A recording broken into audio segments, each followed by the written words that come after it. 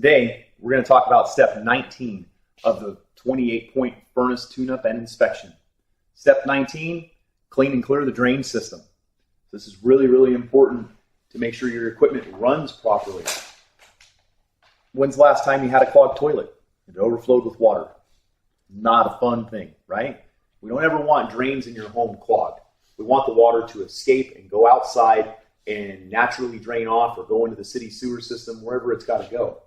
So on this particular furnace, this one doesn't have a drain system because it's only 80% efficient. However, there's still a drain system down here for your cooling coil when you run your air conditioner. So we want to make sure that that thing's clear so that when we go to turn the AC on for the first time of the year, we're not flooding any kind of houses or plenums.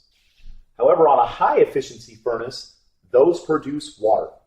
That water is acidic, and when it left stagnant, it tends to grow a mossy, moldy kind of stuff that's an orange color, and that instantly will clog up a drain system. So a high efficiency furnace has a drain system. We got to make sure it's cleared. If we don't make sure it's cleared and that system backs up, it'll cause the equipment to rust out super quickly because it's acidic water. It'll cause funny things to grow all inside this furnace cabinet. And overall, it's just not healthy for you or your home. So we want to make sure that your drain system's cleared no matter what.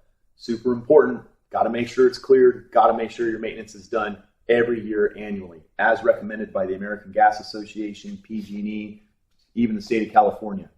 So again, maintenance. See you on the next video.